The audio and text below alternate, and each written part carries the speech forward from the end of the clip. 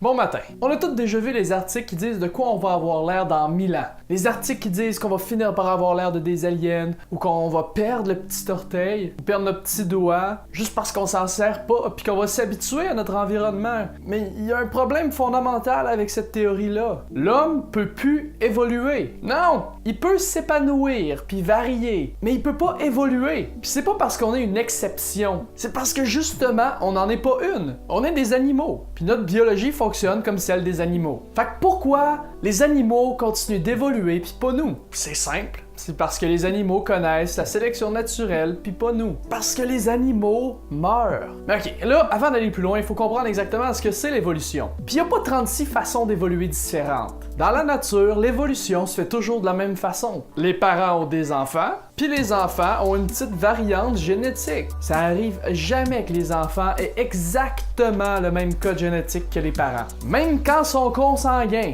il y aura toujours une petite différence. Puis les petites différences dans le code génétique provoquent des changements dans l'organisme. Puis ça peut être des changements positifs comme des changements négatifs. Puis en plus de ça, c'est des changements qui sont complètement aléatoires. L'ADN n'est pas assez intelligent pour comprendre son environnement. Puis les mutations sont pas liées à l'environnement. Mais là, tu vas me dire que oui, c'est lié, parce que les poissons se sont adaptés pour respirer l'air ambiant, puis que les poissons qui marchaient se sont adaptés pour mieux marcher. Mais non, c'est pas comme ça que ça fonctionne. La mutation d'une nouvelle génération est complètement aléatoire. C'est la sélection naturelle qui fait en sorte qu'une espèce va s'adapter à un milieu. C'est la sélection naturelle qui tue tous les individus qui sont pas parfaitement adaptés à leur milieu. Puis c'est en tuant tous les individus qui sont désavantagés par leur mutation qui fait que seulement les individus ayant une mutation qui est avantageuse restent en vie puis peuvent passer leur gène. Mais sans la sélection naturelle, toutes les mutations génétiques au sein d'une espèce vont être conservées. Dans la nature, si un individu est faible, il meurt. S'il est lent,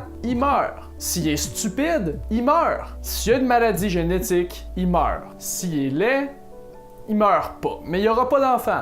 Fait que sa mutation génétique va arrêter d'exister. Tous les individus qui ont une mutation génétique qui est favorable pour leur environnement, ou à son espèce, à la reproduction par exemple, ou juste à la digestion, verra son gène transmis. Il va survivre puis avoir des enfants qui vont avoir le même gène plus d'autres mutations. Mais chez l'humain, ça s'applique pas. Les gros, les imbéciles, les laids, les lents, les faibles, même ceux qui ont des maladies génétiques, que leur corps est pas capable de produire une certaine protéine indispensable à leur survie, même ceux-là sont sauvés. Tout le monde vit, puis tout le monde transmet ses gènes. Il y a rien pour tuer les gens qui sont carrément génétiquement défectueux. Puis c'est pour ça que l'humain évoluera pas. Parce que même si une personne finit par avoir l'air d'un alien, ou finit par naître sans petit orteil, en même temps, ailleurs sur la planète, il y aura un nouveau-né qui a sa petite orteil, puis qui va avoir des cheveux, puis qui aura pas l'air d'un alien. Comme il y a aujourd'hui des gens qui ont l'air d'hommes des cavernes. Puis dans 1000 ans, toutes les générations qui vont être nées avec une génétique différente de celle de leurs parents vont vivre. Dans 1000 ans, on n'aura pas toute la même apparence. On aura toute une apparence différente. Puis à chaque année, la race humaine devient de plus en plus variée, puis de plus en plus diversifiée. Parce qu'on connaît pas la sélection naturelle. On vit pas la sélection naturelle. L'évolution puis le changement génétique au sein d'une espèce dépend pas seulement des naissances, ça dépend aussi des morts. Donc si par miracle, dans 1000 ans, je suis encore en vie, je vais passer inaperçu. Parce qu'à travers la variété incroyable d'humains vivants, j'aurai l'air de n'importe qui parce que je ressemblerai à personne. Parce que personne va se ressembler. Puis ça apporte deux points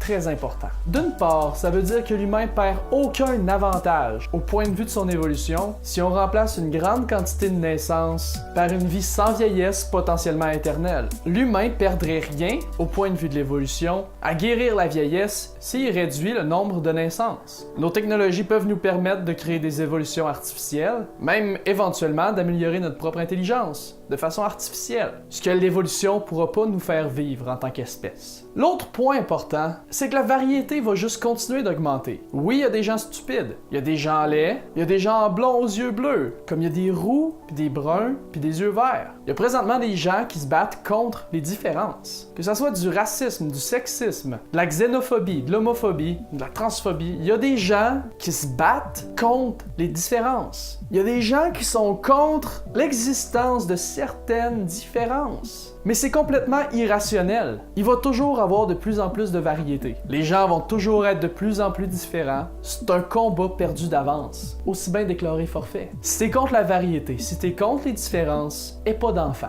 C'est la seule chose que tu peux faire pour ralentir l'augmentation de la variété. Puis sincèrement, je veux pas que tu élèves tes enfants dans l'incompréhension puis la peur de la variété. Un jour, le reste de la population va devoir dealer avec ton enfant parce qu'il est inconsidérant. Puis ça va être à cause de toi. Et juste pas d'enfant. Fait que si t'as peur de la variété, si t'es pas capable de comprendre que les gens sont différents puis ils vont toujours être de plus en plus différents, et pas d'enfant. Anyway, c'est tout pour aujourd'hui. J'espère que vous avez aimé la vidéo. Si c'est le cas, appuyez sur le bouton j'aime, partagez-le, et on se revoit dans une prochaine vidéo. Passez une bonne journée, passez une bonne semaine, puis à la prochaine.